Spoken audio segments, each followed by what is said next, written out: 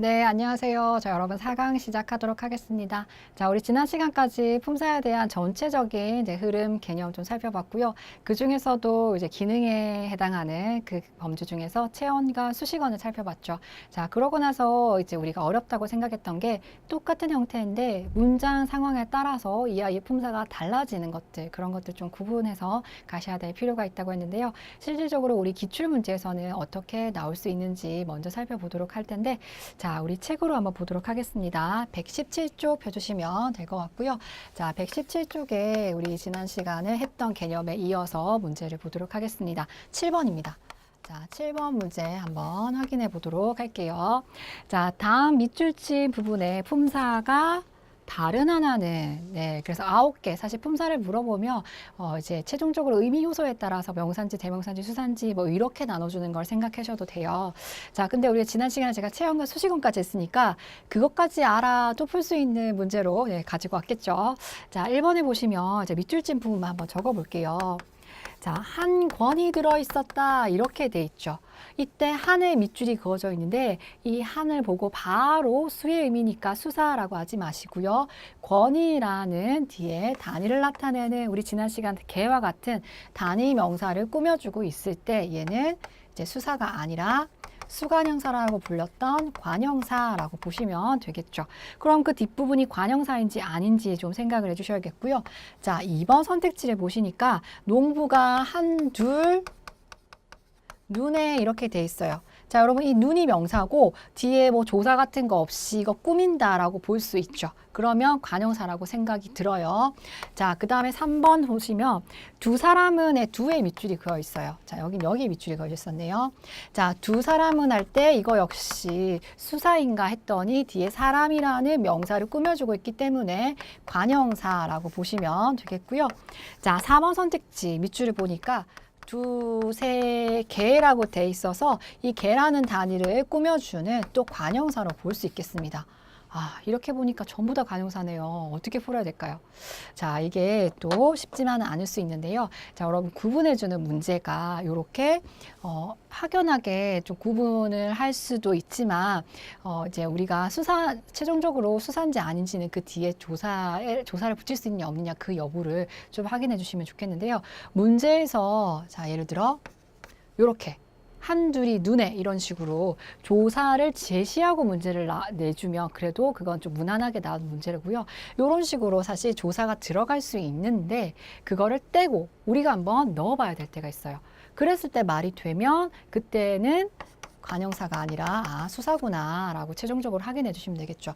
여기 대해서 한이, 한의 뭐 이런 식의 조사 넣을 수 없어요. 두의, 두세가 뭐 이런 거 넣을 수가 없거든요.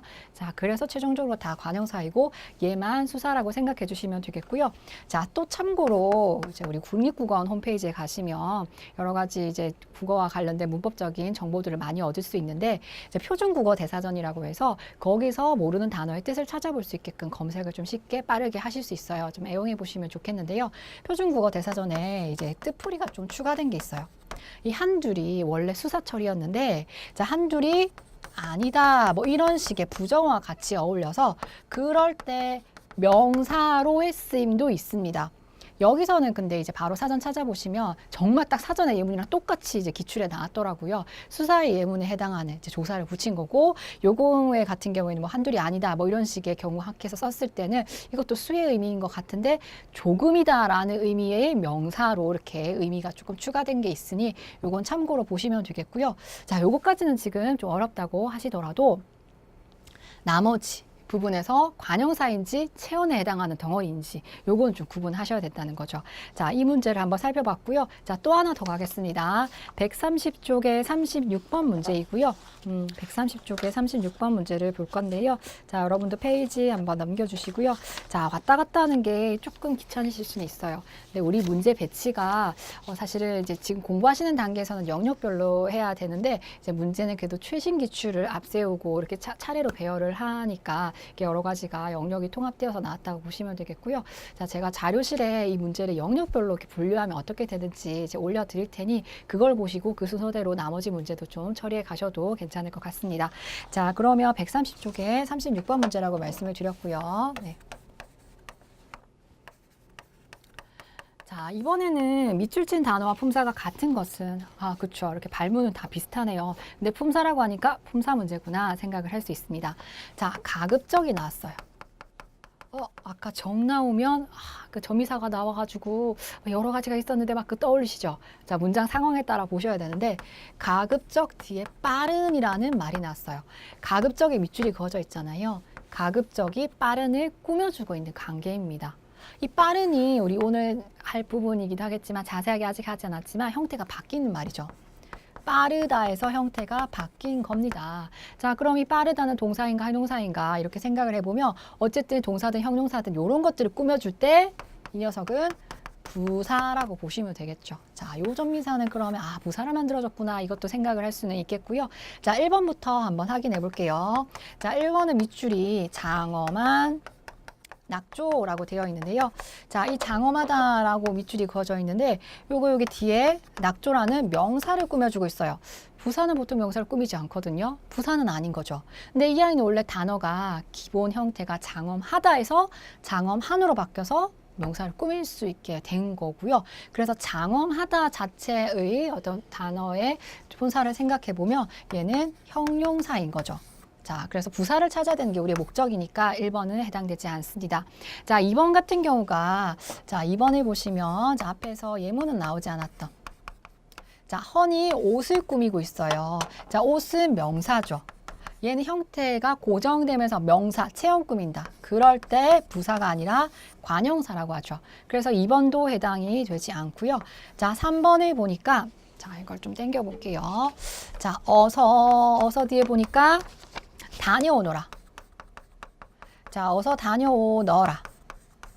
자, 꾸미는 게 이 어서가 다녀오너라라는 형태 바뀌는 말을 꾸미고 있다는 거죠. 동사, 형용사에 해당하는 거 꾸미면 걔가 뭐다?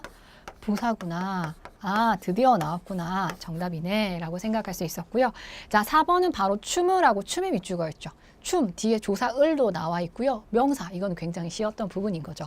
자, 그래서 이게 복합적인 문제로 같이 나왔는데 어쨌든 부사 찾으라는 문제였습니다. 자, 그래서 문제는 이렇게 통합적으로도 잘 나올 수가 있는 부분이고요.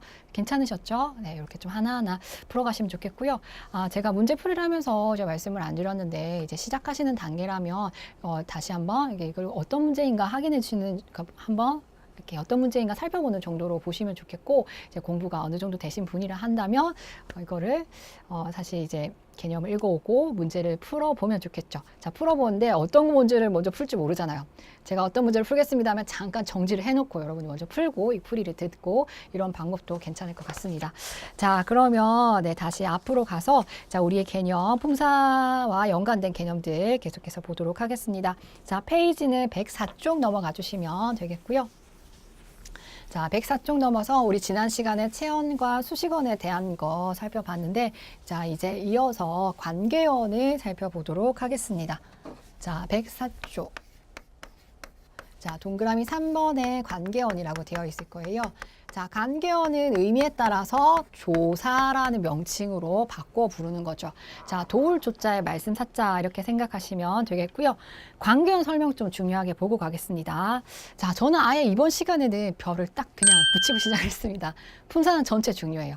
문법 나올 때 출제 빈도로 봤을 때 제일 많이 나왔던 게 문법이 나온다면 문법 중에서 품사는 반드시 빠지지 않고 나왔던 부분이거든요. 그래서 문법은 전부 다 중요한데 그 중에서도 제가 칠판에 별 달고 또 중요하다고 하는 거는 또 중요하게 보셔야겠죠. 자, 관계어는 단독적으로 문제가 또 잘 나오는 만큼 중요하게 보시면 좋겠는데, 자, 첫 번째 줄에서 체언 뒤에 붙었습니다. 단어 중에서 유일하게 붙여 쓰는, 다 띄웠어야 되는데 붙여 쓰는 단어라는 거죠. 자, 1번 달게요. 문법적인 관계를 나타내거나 줄거주시며, 자, 문법적인 자격을 부여하는 그런 조사가 있고요.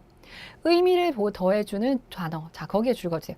의미를 더해주는 단어로 조사가 자, 해당된다라고 했는데 의미를 더해준다 거기에다가 거기가 이제 문법적인 기능이 없는 건 아닌데 문법적인 자격은 아니고 어떤 조금 문맥을 봤을 때 다른 의미를 추가해주는 그런 기능이 들어가는 그런 조사도 있다는 거죠. 자, 그래서 우리 책에서 보시면 여러분 기역, 니은, 디귿 보이시나요?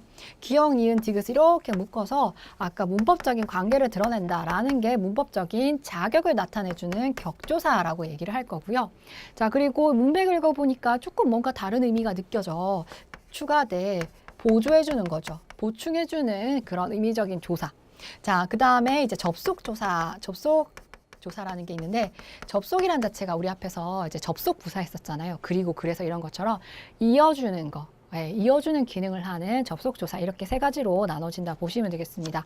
책 순서랑 제가 이걸 두 개 바꿔서 적긴 했네요. 자, 먼저 격조사 갈게요. 격조사 설명 전체 테두리 둘러놓고 별 달겠습니다. 격조사는 무조건 암기하셔야 돼요.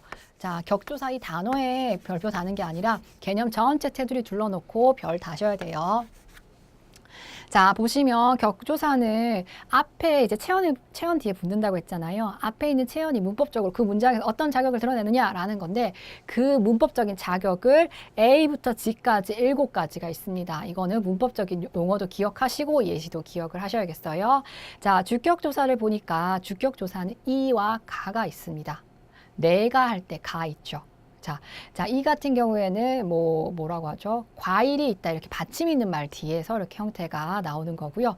이가를 높여서 깨서까지 주격조사예요. 네, 우리 흔히 읊는 이런 게 주어를 실현한다 이렇게 생각하시는데, 읊는은 아니고요. 주격조사는 이가 그리고 높여서 깨서 이렇게 생각하시면 되겠고요. 자, 또 예외적으로 이제 에서라는 말이 모두 주격조사는 아니고요. 어떤 단체나 자, 우리 명사 정리할 때 그거 하나 빠졌네요. 무정명사, 유정명사 이렇게 나누기도 하는데,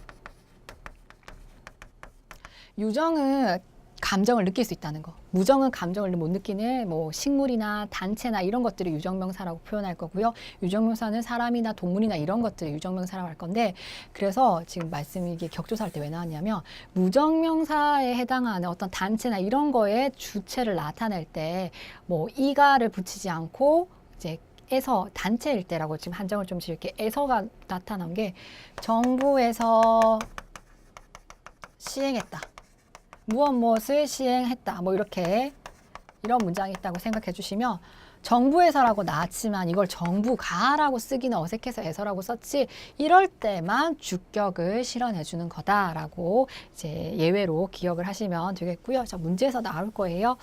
자, 그러고 목적격 조사 가겠습니다. 목적격 조사라는 말은 문장을 봤을 때 목적의 자격을 가진다라고 을을 돼 있죠. 자, 을을 기억해 주시고요.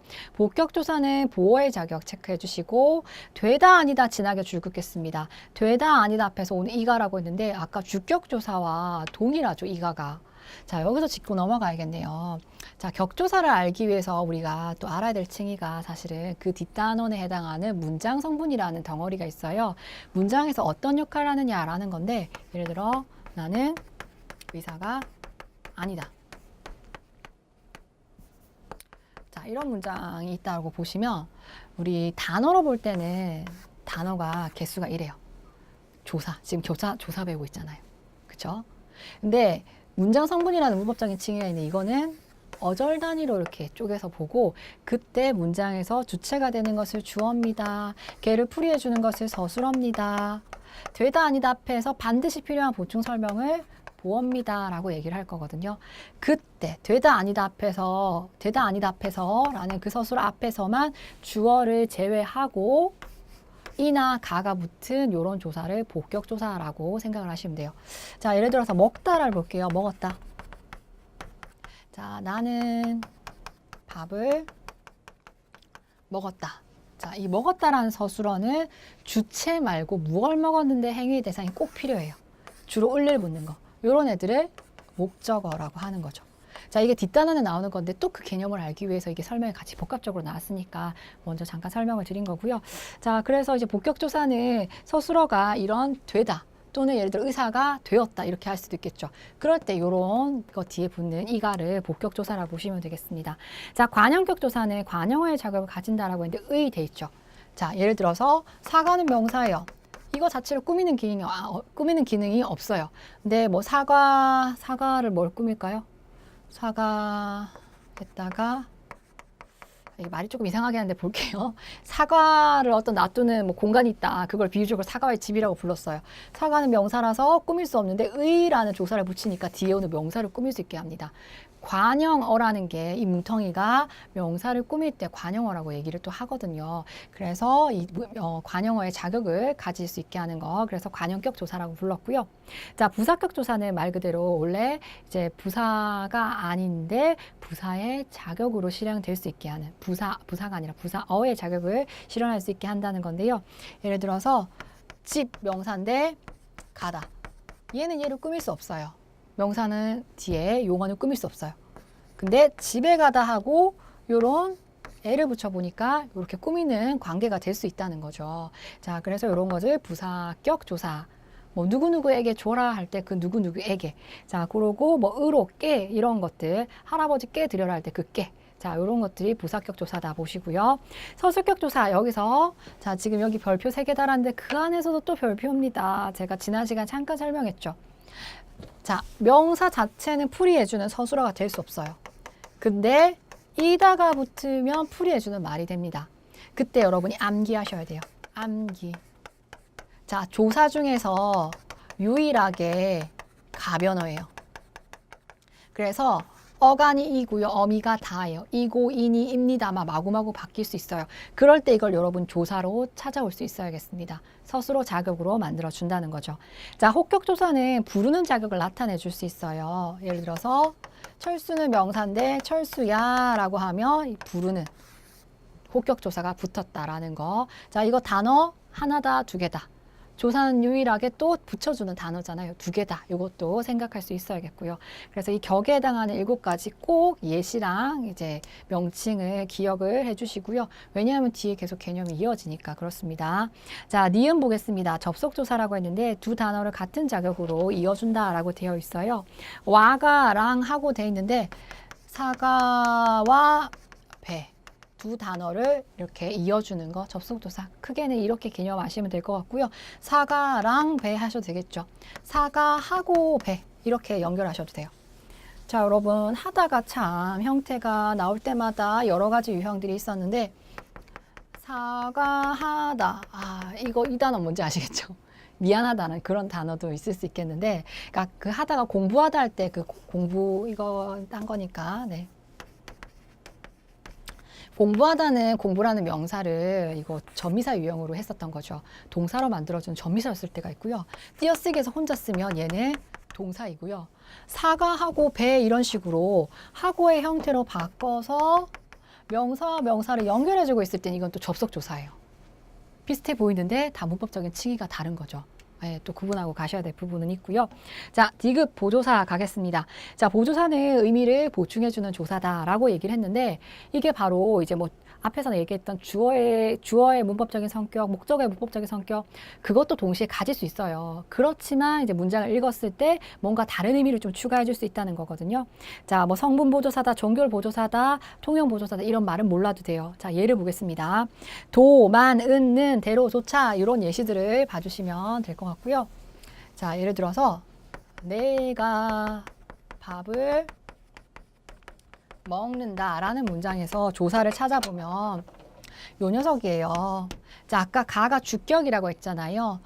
이거는 목적격 조사입니다. 자, 근데 이거를 내가라 하지 않고 나는 밥을 먹는다 라고 고쳐봤어요.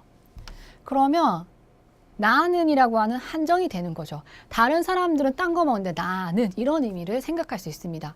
주어임과 동시에 다른 의미가 추가되는 게 있다는 거죠. 자, 이것도 뒤에 바꿔볼게요.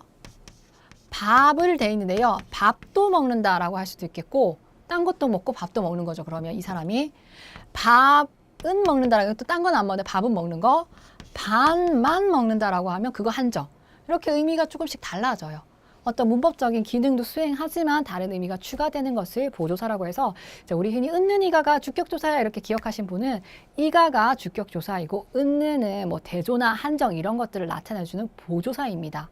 주어 역할을 할 수는 있지만 그래서 보조사로 정체성을 꼭 기억해 주시면 좋겠고요. 자, 그 밖에도 네, 종결 보조사라고 되어 있는 예시를 보니까 뭐 예를 들어서 학원만은 그러니까 우리 보조사 중에서 사실은 격조사는 체온 뒤에 붙어요. 근데 보조사는 독특하게 형태가 바뀌는 용언 뒤에도 붙을 때가 있거든요. 자, 이건 참고로 보시면 되겠고요. 내가 그것을 했네. 문장 끝날 수 있는데 그려.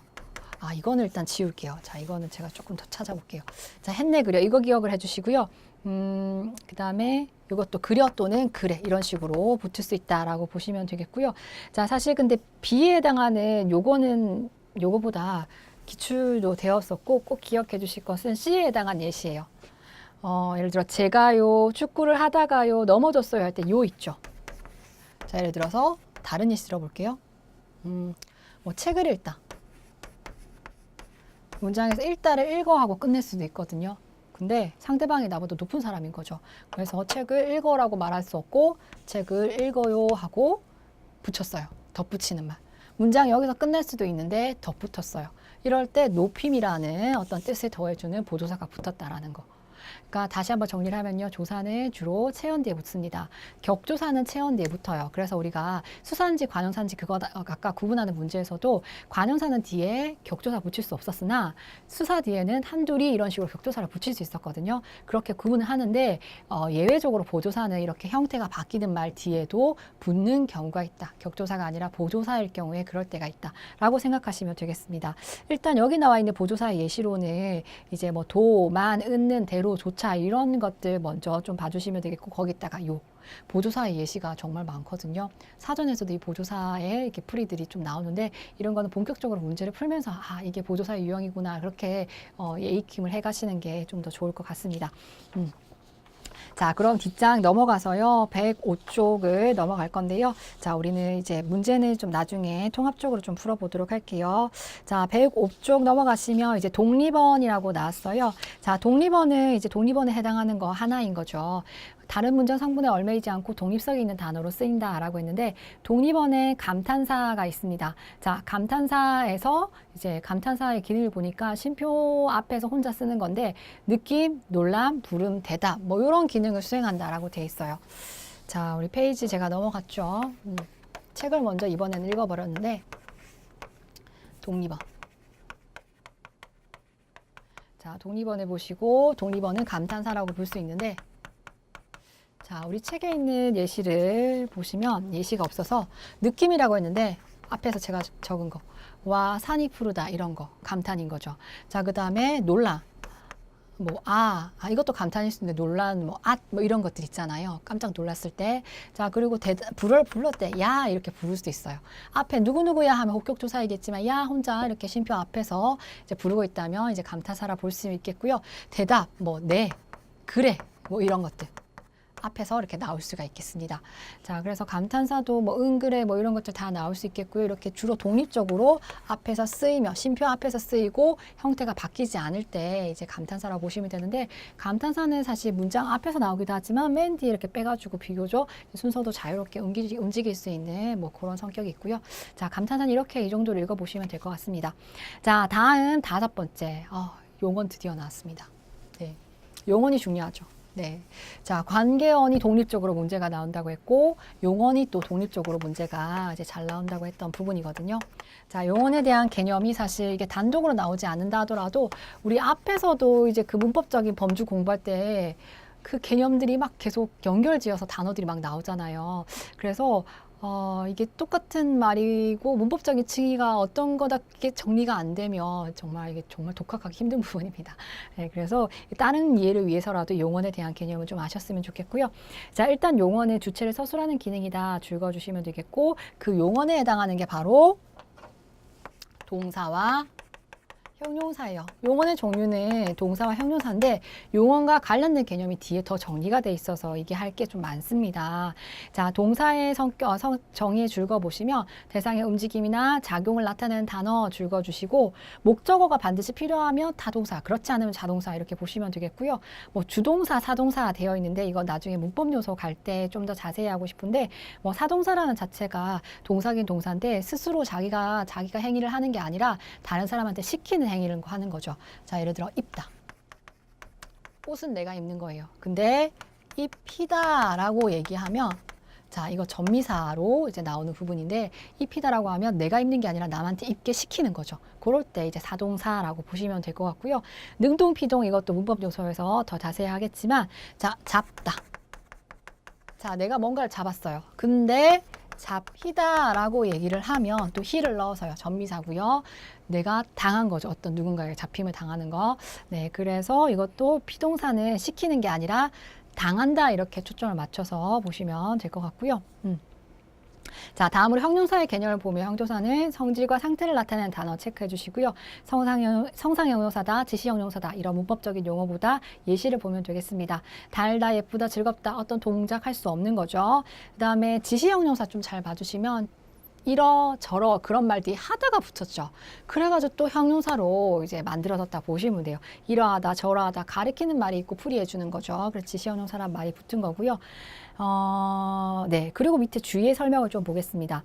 없다 아니다는 품사로 형용사로 처리를 했어요. 네, 있다 같은 경우에는 머무르다라는 동작의 의미, 움직임의 의미가 있을 때 있다는 동사이고 그렇지 않고 존재하다 그런 상태이다 일단은 형용사. 그러니까 한 단어인데 품사가 두 가지일 때가 있다는 거죠. 문맥을 살피셔야 된다는 거. 자, 여기 예시를 보니까 같이 있자라는 있자라고 권유할 수 있는 거는 동작이기 때문에 동사이기 때문에 가능하기 때문에 이럴 때는 동사라고 보시면 되겠고요. 그는 내일 집에 있는다고 머무른다고 이런 의미로 해석되죠. 그래서 동사고요. 자, 세 번째 예시 나는 돈이 있다라고 할 때 돈이 존재하는 상태다라는 의미이기 때문에 요거는 네, 형용사로 처리가 됐습니다. 자, 예시 이것도 한번 잘 봐주시고요. 자, 사실 이제 그래서 동사, 형용사, 이게 다예요, 용어. 사실 이게 다인데 이것과 관련된 문법적인 그 개념들이 더 있다는 건데, 자, 근데 여러분 일단 볼게요. 이 두 가지가 뭐뭐 다가 붙어서 형태가 바뀐다는 건 알겠는데, 이 두 가지를 구분하는 것도 사실은 문제예요. 자, 예를 들어서 듣다, 귀로 듣다. 이게 동작이나 움직임이라고 했는데 그것만으로 만약에 이게 동사인지 형용사인지 헷갈린다면 구분하는 방법 한 가지 정도는 아시면 좋겠는데요. 귀로 듣다 동작 막 이렇게 할 거 아니잖아요. 그렇죠? 자, 이때 우리 국어에 끝나는 표현 중에서 명령형이 있고요. 청유문이 있는데 이 두 가지를 한번 만들어 보시자는 거죠. 명령한다는 것은 알아오라를 붙여서 하다면 해라 이런 식으로. 자, 청유문 같은 경우에 너랑 나랑 같이 행동을 하자고 권유하는 거죠. 하자 이런 식으로. 잘을 붙여봐요. 동작일 때는 그런 게 가능하기 때문에 동사는 명령문, 청유문이 가능한데 형용사는 그 자체의 성질 상태이기 때문에 그게 불가능하거든요. 자, 여러분 듣다를 한번 적용해 보시면 여기에다가 제가 어라를 붙이면 자, 뒤에서 할 거지만 이거 독특하게 형태가 바뀌어요. 좀 들어라 라고 할 수 있겠죠. 귀로 좀 들어라 라고. 듣자 이렇게 말할 수 있어요. 그럴 때 동사라고 보시면 되겠고요. 자, 예를 들어 또 어떤 걸 해야 되죠? 그러면 형용사. 자, 형용사 중에서 여기 나온 예시 한번 봐줄까요? 여기서 한번 보시면 달다. 달다. 이거 명령형의 의미로 달아라 막 이렇게 감탄하는 거 말고요. 명령형의 의미로 맛이 달아라 이렇게 명령한다고 될 수 있는 게 아니잖아요. 달자 이렇게 가능하지 않죠. 그래서 이런 것들을 붙여봐서 의미가 자연스러운 동사, 그렇지 못하면 형용사 이렇게 생각해 주시면 되겠습니다. 자, 책에 없는 건데 잠깐 말씀을 드렸고요. 자, 그러면 105 쪽에 이제 문법적인 개념을 갈 건데 먼저 디귿과 리을 본용어, 보조용어 같이 묶어주시고요. 자, 우리 책에서 기역과 니은 되어 있는 동사, 형용사 또 같이 묶어주실게요. 자, 디귿과 리을을 묶어주셔서 문법적으로 본용어가 보조용어니 세트로 나오는 개념이거든요. 그래서 같이 봐주시면 좋겠습니다. 자, 용언이라는 개념으로 지금 바꿔 말했다는 거는 동사, 형용사 다 싸잡아서 얘기하는 개념으로 생각하시면 돼요. 방금 이거 두 가지 구분하는 거 했다면 이번에는 이걸 다 합해서 이런 문법적인 층위로 나눌 수가 있는 건데, 자, 본용언을 보니까 실질적인 뜻을 나타내는 용언으로 보조용언 앞에 쓰는 용언, 뭔 말인지 모르겠는데요. 예를 보면 쉽습니다. 예를 들어서 책을 읽어 보자. 자, 우리 책에 이 예시가 나와 있네요. 이 말은 없지만 한 문장을 봤는데 용언이 나란하게 이렇게 두 번 나온 거죠. 그럴 때 의미관계를 좀 살펴보면 책을 읽다가 중요한 건지 보자가 중요한 건지 읽는 행위를 어떻게 시도해보자라는 의미거든요. 이때 사실은 이 보자는 눈으로 본다라는 의미가 강조됐다기보다는 이 아이가 어떠하다는 것을 보충해주기 위해서 나온 용언이라 보시면 돼요. 자, 그래서 이럴 때 중심이 되는 의미를 가지는 용언을 본용언이라고 하고 요거를 이제 보충 설명해 주는 것을 보조 용언이라고 보시면 되는 거죠. 자, 요런 관계를 얘기해 주고 있어요. 자, 그래서 여기 보니까 또 날이 밝아온다 할 때 밝아오다. 예를 들어서 근데 보조용 같은 경우 특히 날이 밝아온다 여기서 날이 오다 이런 식으로 본용어를 떼고 읽었을 때 의미가 너무 이상해지거든요. 날이 밝다는 괜찮은데 날이 오다는 이상하죠. 밝다라는 그게 지금 진행되고 있구나, 밝아온다라는 의미로 보조용어는 추가됐다는 거. 그래서 이 본용어 보조용어는 이제 띄어쓰기 가서도 띄어쓰는 게 원칙인데 붙여쓰는 게 허용 가능하고 붙이는 게 허용되지 않을 때도 있고 뭐 이런 요소들로 또 나옵니다. 자, 그때 가서 또 자세히 보시면 좋겠고요. 자, 먹어버렸다 이거 같은 경우에도 내가 먹는 행위를 종결했다는 의미로 보조용어는 나온 거고요. 편지를 붙여주었다 할 때도 붙이다가 보내다죠. 보내고 정말 상대방한테 준 게 아니라 보냈다는 의미로 이렇게 이제 추가해주는 의미로 보조용어는 따라 나온 겁니다. 그래서 우리 책에 있는 본용어, 보조용어 간간의 이 예시들 좀 눈익힘을 해주시면 좋겠고요. 자, 리을은 설명이 겹치니까 일단 넘어가면 될 것 같습니다. 자, 미음 넘어가겠습니다. 용언의 활용이라고 나왔죠. 자, 용언의 활용이라고 나왔는데, 자, 이제 본용어과 보조용어는 개념 말고 이제 조금 다른 범주로 다시 넘어가는 건데, 용언의 활용이라고는 나왔는데요. 그쵸? 다시 또 한번, 미음.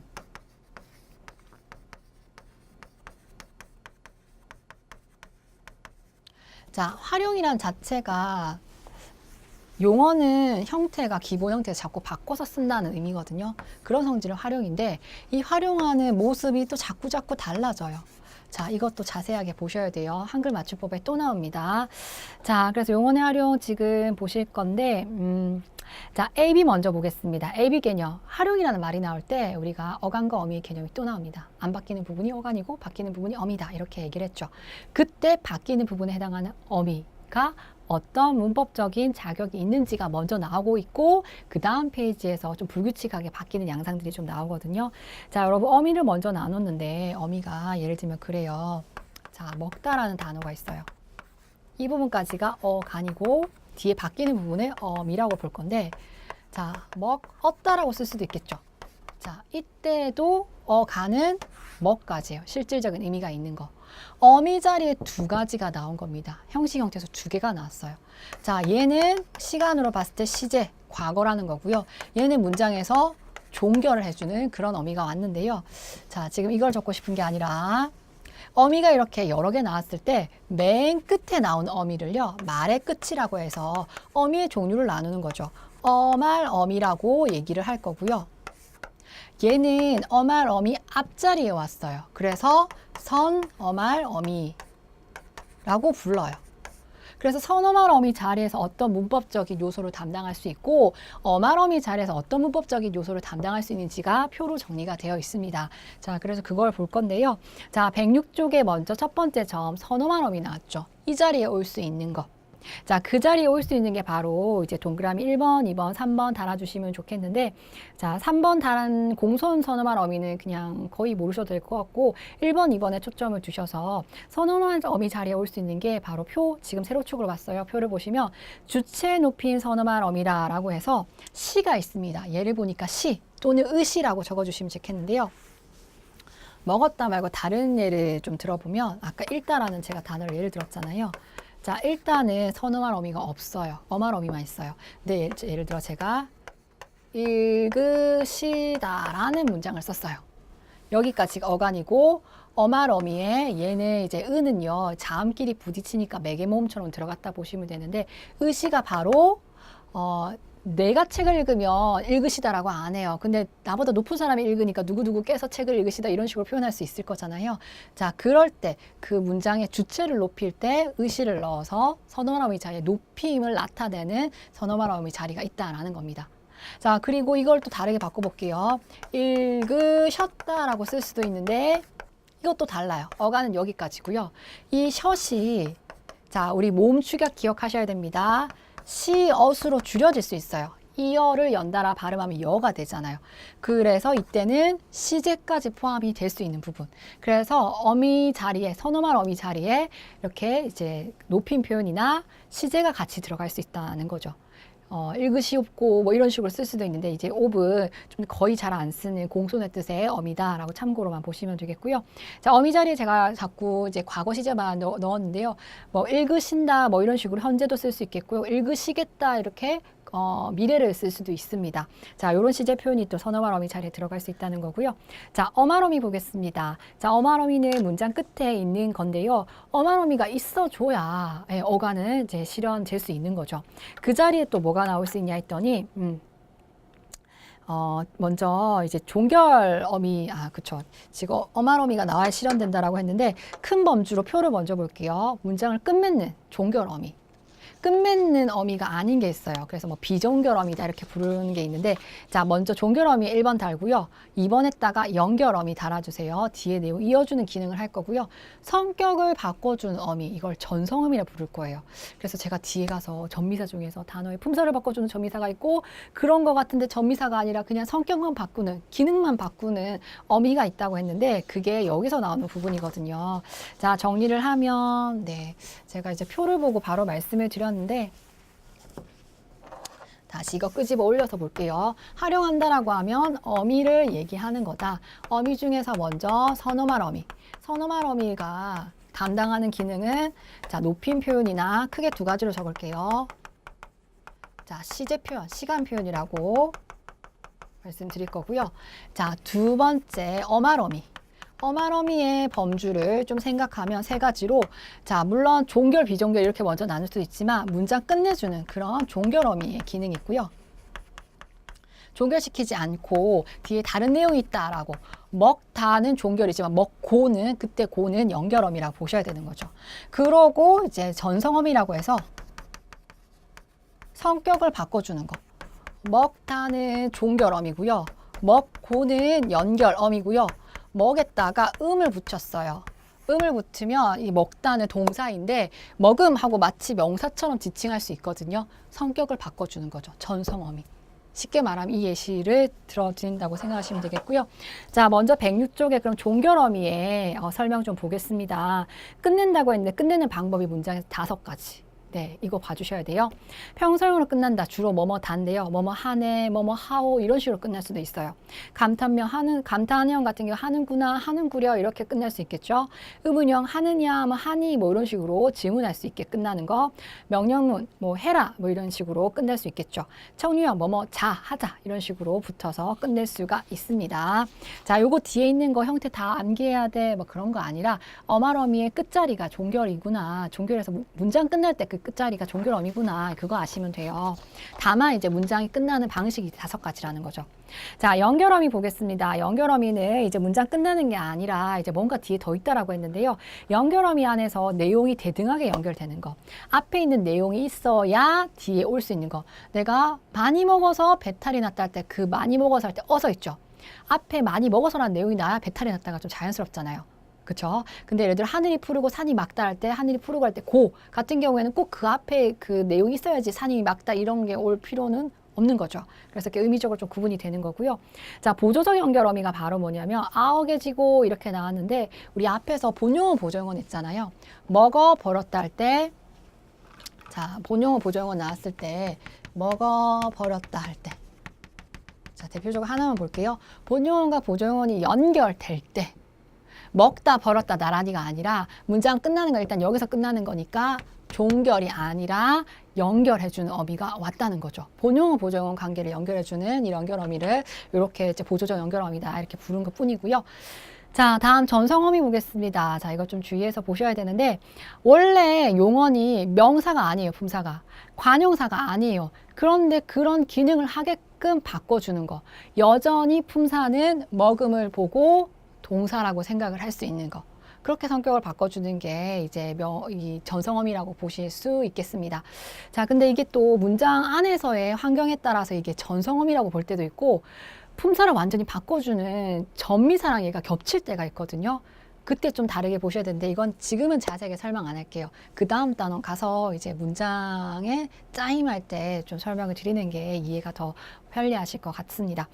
자, 그러면 여기까지가 그래서 이제 어미의 종류. 자, 어미의 종류 중에서 지금 어미의 종류는 크게 먼저 이렇게 나누고 서너만 어미, 엄한 어미의 종류를 이렇게 또 크게 세 개 봤다는 거. 여러분 상하관계층이 좀 알면서 좀 세부적으로도 생각을 하셔야겠습니다. 자, 그럼 용언에 대한 이제 그 굵직한 두 번째 내용. 지금 용언을 활용하면서 제일 첫 번째로 활용할 때 그 어미들이 어떤 문법적인 성격을 가질 수 있냐라는 거고, 진짜 활용하는 모습을 나타내주는 게 바로 비읍에 해당하는 용언의 규칙 활용과 불규칙 활용입니다. 자, 먼저 규칙 활용을 좀 살펴볼게요. 용언의 모습이 달라질 때 규칙적으로 달라지는 모습이 있고, 원래 규칙에서 벗어난 불규칙한 모습이 있다라는 건데요. 사실 어간어미란 자체가 어간은 형태가 고정적이고 어미가 원래 정해진 요소로 이렇게 마구 바뀔 수 있다는 건데, 먹어, 먹으니 이런 말이 나와도 어간 어미의 형태가 고정적으로 이렇게 바뀌지 않아요. 그럴 때 규칙적으로 바뀐다, 규칙 활용이다 라고 얘기를 할 거고요. 자, 조금 다른 양상으로 자, 암기하실 게 있는데요. 자, 리을 탈락과 으 탈락 이거 묶어서 별표하겠습니다. 자, 울다에서 자, 울어. 자, 볼게요. 울어는 이렇게 쓰면 돼요. 맞춤법을 쓸 때. 근데 울니라고 쓰지 않아요. 어떻게 쓰죠? 우니라고 써요. 어간에 있던 리을이 탈락했어요. 자, 우는도 마찬가지죠. 주로 리을 받침돼서 니은이나 시옷이나 이런 계열이 뒤에 따라 나오면 리을이 일괄적으로 탈락하는 현상이 보입니다. 그래서 이거는 의문의 변동할 때도 뭐 자음 탈락이다 이런 거 예를 보면서 생각을 할 수 있었는데, 동시에 여기서 이제 용언의 활용 형태로 보면 리을 탈락이고 리을이 어간에 있던 리을이 탈락한 거는 규칙적인 활용 양상에 넣어준다는 거. 자, 이거 꼭 암기를 해주시면 좋겠고요. 자, 그리고 으 탈락이라고 되어 있는 거 있죠. 이거 역시 자, 쓰고 쓰니. 자, 얘는 니은 앞에서가 아니라 그냥 쓰고 쓰니 이렇게 쓰면 되는데, 모음이 뒤에 따라 나오면 쓰어라고 쓰지 않고 써라고 쓰죠. 자, 이거 으 탈락으로, 모음 탈락으로 의문의 변동해서 했었던 겁니다. 그런데 지금 용언의 활용에서는 이렇게 바꿔서 맞춤법으로 쓰는 것을 으 탈락이라고 부르고, 이건 역시 규칙적인 형상으로 봐주겠다, 규칙 활용으로 보겠다라는 거. 자, 그래서 으탈락과 리을탈락은 규칙 활용으로 꼭꼭꼭 기억해 놓으시고요. 자, 나머지 불규칙적인 양상을 유형에 따라서 봐주셔야 되는데, 자, 그럼 우리 표 이거 정말 중요하니까 이제 표 좀 체크해서 확인해 주시면 좋겠고요. 자, 세로축을 보니까 어간이 불규칙하게 바뀌는 양상과 어미가 불규칙, 그다음에 어간어미가 둘 다 불규칙하게 바뀌는 양상들이 있는데, 이런 형태들은 불규칙으로 분류됐으니까 불규칙이라고 받아들이시고, 그 불규칙되는 모습들이 왜 불규칙인가 그 과정들을 좀 살펴볼 건데요. 먼저 어간 불규칙의 5가지 보시면 시옷 불규칙이 있습니다. 자, 이 말은 받침이 시옷으로 끝나고 뒤에 주로 모음이 오면 모음이 어미로 왔을 때 어간에 시옷이 탈락한다는 거거든요. 자, 예를 들어 똑같은 단어에 있다라는 거 볼게요. 왜 선을 있다 이런 단어로 생각해 보시면 자음이 왔을 때 어간의 형태가 고정이에요. 그래서 있고 또 왔을 때 고정으로 있지만, 예를 들어서 모음이 왔습니다. 자, 모음이 오면 우리 이서 이렇게 쓰지 않죠. 어떻게 해요? 선을 이어 이렇게 씁니다. 이럴 때 원래 있던 어간의 시옷이 탈락했다는 거. 그래서 이제 어간의 형태가 고정이어야 되는데, 먹다 같은 경우에는 먹어 하고 모음이 와도 이제 고정이었잖아요. 그래서 탈락하는 유형들. 사실 으탈락과 리을탈락도 그렇게 치면 불규칙한 거 아니에요 하실 수 있는데, 지금 여기서 분류된 것보다는 좀 규칙적인 양상으로 넣었고, 똑같이 탈락이지만 이 시옷 탈락은 불규칙으로 넣었다. 이렇게 좀 개념을 잡으셔야겠습니다. 자, 우리 책의 예시가 조금 헷갈릴 수 있는데요. 예시를 보니까 가로축으로 봤을 때 구분, 개념, 규칙 활용, 불규칙 활용 이렇게 나온 부분이 있죠. 규칙 활용의 예시에 있고라고 나오는 거는, 자, 이 부분에서는 불규칙적이지 않잖아요. 근데 뒤에 모음이 왔을 때 불규칙 활용을 했다는 그런 식으로 봐주시면 되겠고, 문제가 예를 들어 통틀어서 있다라는 단어가 사실 불규칙이다, 규칙이다 만약에 묻는다 하면 있다는 모음이 왔을 때 불규칙으로 바뀌는 예시다, 이렇게 기억을 하시면 좋겠습니다. 자, 우리 책에서는 불규칙, 규칙 이렇게 좀 나눠 놓긴 했지만 있다는 일단 그래도 불규칙 활용의 양상이다 이렇게 보시면 되겠고요. 나머지 예시도 그래요. 자, 디귿 불규칙 보시면 묻다라고 돼 있는데 질문하다 그런 의미 있죠. 자, 질문하다 할 때 이것도 뭐 묻고 뭐 묻다 이렇게 이럴 때는 불규칙적인 양상인데, 자, 이거 너 다른 사람한테 물어봐 뭐 이렇게 표현할 때 묻어 이렇게 안 쓰죠. 물어라고 씁니다. 자, 얘는 탈락하는 게 아니라 또 독특하게 디귿이 리을로 바뀌는 이런 현상. 걷다도 그래요. 다리로 걷다 할 때. 그때도 걸어 이렇게 표현을 하잖아요. 근데 만약에 여러분 문맥을 보시다가 자, 우리 국어에서 뜻이 완벽하게 다른데 어쩌다 보니까 이렇게 형태가 같은 애들이 있거든요. 소리가 같은 애들. 땅에다 묻다 할 때는 땅에다 묻어 이런 식으로 불규칙 활용하지 않고 규칙적으로 활용되는 단어예요. 그래서 이런 것도 좀 구분하시면 좋겠고요. 자, 비읍 불규칙. 자, 불규칙 중에서도 비읍 불규칙이 좀 독특해서 또 기억하시면 좋겠는데 설명을 보니까 비읍은 활용을 할 때 불규칙하게 모음어미 앞에서 오나 우로 자음이 모음으로 바뀌는 양상이에요. 자, 돕다 보겠습니다. 누군가를 이제 도와주다 그런 의미일 때 돕다인데 돕다에서 돕고 이런 것들이 왔을 때는 뭐 형태가 달라지는 게 아닌데 자, 보세요. 어미 자리 아가 왔다고 생각을 할게요. 그럼 도바 이렇게 안 쓰죠. 어떻게 쓰죠? 도와라고 씁니다. 도와로 쓴다라고 봤을 때 어간이 여기까지였는데 어간에 해당하는 비읍이 어떻게 바뀌어야 와가 될 수 있을까? 아는 원래 있었으니 비읍이 오로 바뀌었다는 거죠. 자, 이거 꼭 기억해 주시면 좋겠고요. 자, 예시 하나만 더 추가한다면 곱다를 보겠습니다. 곱다 역시 뭐 돕고 고와 뭐 곱다 곱고 이런 건 상관이 없는데 고아가 왔을 경우에 곱아 이런 식으로 쓰지 않고 고와로 써요. 그 말은 비읍이 오로 바뀌었다는 거죠. 자, 고와. 그쵸. 이건 예시가 똑같은데 제가 와로 바뀌는 것만 말씀드렸네요. 돕다. 추가할 건 이거예요. 자, 이거 할게요. 굽다. 불에 굽다 할 때 굽다. 자, 일때는 어를 연결을 시켜 볼게요. 그때 구워라고 써요. 구어라고 쓰지도 않고 구버라고 쓰지도 않고 구어가 됐다는 것은 비읍이 지금 오나 우로 바뀌는 경우를 보고 있습니다. 그래서 자, 돕다 곱다가 사실 오로 바뀌는 거고요. 이제 그 나머지는 우로 바뀌는 예시인데 이렇게 같이 봐주시면 될 것 같고요. 예를 들어 굽다 같은 경우도 규칙 활용하는 단어도 있어요. 왜 허리가 굽다 이런 거. 그럴 때 허리가 굽었다 이렇게 하는 거는 이제 비읍이 그대로 살아있기 때문에 그때는 규칙 활용으로 보셔야겠습니다. 자, 다음 르불규칙이라고 나온 거 확인해 보시면요. 자, 어간이 르로 끝나요. 르로 끝났을 때 이제 그 르가 좀 독특하게 바뀐다는 건데 자, 우리 책에 서투르다가 나왔죠. 자, 서투르다도 서투르고 서투르니 이렇게 고정인데 모음이 왔을 때가 문제예요. 자, 서투르어라고 쓰지 않고 서툴러라고 써요. 자, 여러분 뭐가 만났다고요? 서투르다. 자, 르어가 만났는데 서툴러가 됐다는 것은 이 어간의 르의 형태가 바뀌었다는 거죠. 어미 어는 고정인데 르가 리을리을로 바뀌었습니다. 되셨나요? 르가 리을리을로 바뀌었어요. 그래서 르가 다른 형태로 독특하게 바뀌는 거. 흐르다, 흘러 뭐 이런 것도 마찬가지인 유형이고요. 자, 그럼 어간이 바뀌는 거 이제 마지막으로 우불규칙이라고 되어 있는데 자, 우리 푸다 이거 한번 봐주실게요. 푸다에 어를 연결해 보면 한 글자로 퍼라고 쓰는 거. 자, 우가 탈락한 거거든요. 으 탈락은 규칙으로 넣었는데 우 탈락은 불규칙으로 넣었으니까 자, 이거 유의해 주시고요. 자, 어미가 불규칙하게 바뀌는 걸 넘어가겠습니다. 네 가지가 있고요. 여불규칙부터 오불규칙 나왔는데요. 여불규칙은 단어 하나에만 해당이 돼요. 하다에만 해당이 되기 때문에 하다만 좀 생각해 주시면 되는데 자, 하다는 보시면요. 대부분은 이제 이거 뒤에 뭐 아어가 연결이 된다라고 보면 이 아어의 형태가 살아 있어요. 옆에 우리 책에서 사다가 난데 뭐 어쨌든 형태가 그 연결이 돼야 되는데 이 경우에는 하아 하어 이렇게 쓰지 않고 하여로 어미의 형태가 독특하게 바뀐 거죠. 바뀐 그 결과의 명칭을 따서 여불규칙이라고 말을 적었습니다. 그래서 여에다가 딱 체크해 주시고 어떤 자리가 바뀌었는지 좀 확인해 주시고요. 자, 어미가 불규칙이 바뀐 유형으로 러불규칙이 있네요. 자, 러불규칙을 보시면 치르다가 나왔거든요. 자, 치르다. 자, 주의해서 봐주시고 기출에서도 사실 좋아하죠. 자, 여기서 어를 연결해 볼게요. 자, 치르다는 아니에요. 치르다. 이거는 규칙 활용의 예시로 나왔던 건데요. 치르다 아니고 푸르다로 보셔야 돼요.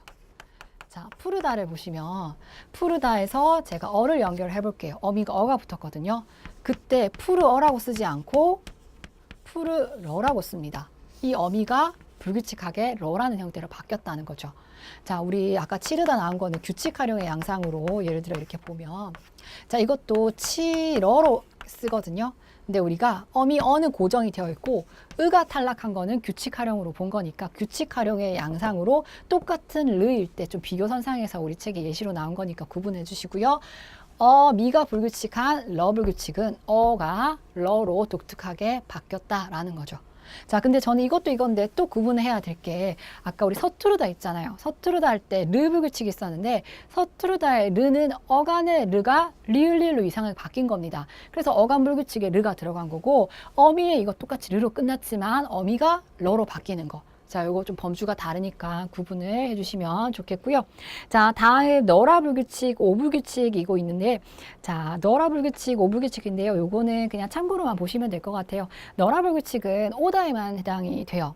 보통 이제 명령을 실행할 때 어미 자리 아라오라 이런 걸 넣어야 되는데 오다 같은 경우에는 오아라 네 뭐 할 수도 있는지 모르겠는데 자 그게 뭐 간접 명령 뭐 이런 거 아니고서는 자 직접적으로 표현을 할 때 오다에다가는 너라를 활용하게끔 씁니다. 그래서 이걸 따서 이제 너라 불규칙이라고 표현을 했고요. 자, 그 다음에 오 같은 경우도 진짜 참고인데요. 왜 우리 주다라는 의미로 달다라는 말이 있어요. 자, 그때 이때 어미가 명령형의 어미로 다오로 이제 실행되는 경우가 있습니다. 그래서 여기 뭐 달오가 아니라 달오로 어미가 이렇게 명령 형태인데 이렇게 이상하게 바뀌었다라는 자, 얘는 그냥 참고로 보시면 좋겠고요. 자, 다음 어간어미 불규칙. 이건 하나밖에 없으니까 이거 하나만 보시면 좋겠는데 자, 파라타가 나왔어요. 파라타. 자, 여기다가 아오 연결을 해보시면 파라아 이렇게 쓰지도 않고요. 파레로 써요. 파레로 썼다는 거는 이 아의 형태도 모음이 달라졌고요. 랏 할 때 히읗도 어디 갔는지 모르겠어요. 그냥 모음 하나에 에로 바뀌어 있잖아요. 그래서 어간과 어미가 둘 다 형태가 달라졌다고 해서 히읗 종성으로 끝난 자, 이 어간일 때 뭐라고 하죠? 히읗 불규칙에 어간어미 불규칙에 해당되는 경우가 있습니다. 근데 또 비교해 주실 게 우리 책에 규칙 활용의 예시가 나왔는데 히읗 받침이라고 해서 무조건 히읗 불규칙에 해당되는 게 아니라 보세요. 이거 모음이 연결이 돼 보면 이거 같은 경우에 맞춤법 이렇게 쓰잖아요. 물론 발음할 때 의문의 변동에서는 자음 탈락이에요. 히읗 탈락이지만 자, 우리 맞춤법으로는 규칙적인 양상으로 어간 어미가 이렇게 고정되고 있습니다. 자, 그쵸? 자, 오늘 했던 내용이 굉장히 좀 빽빽하게 많은 내용들이었고요. 자, 사실은 여러분 이제 품사라는 내용의 범주가 정말 많기 때문에 사실 이 2시간 안에 끝낸다는 자체가 정말 핵심만 이렇게 모아서 한 거니까 우선적으로 이거 먼저 철저하게 좀 암기를 해주시고요. 그러고 나서 아직 문제로 어떻게 이것들을 좀 처리해 나갈지 그 방향들을 잡지는 않았는데요. 자, 먼저 이렇게 좀 선행해서 어느 정도 개념 구분이 가능하다 싶으실 때 이제 개념을 이제 문제로 처리하시는 게 좀 더 효과적이라고 생각이 듭니다. 자, 우리 5강에서 이제 품사에 대한 나머지 문제들 좀 몇 가지 대표적으로 살펴보고 그 다음에 문법적인 범주로 넘어가도록 하겠습니다. 네, 고생 많으셨습니다.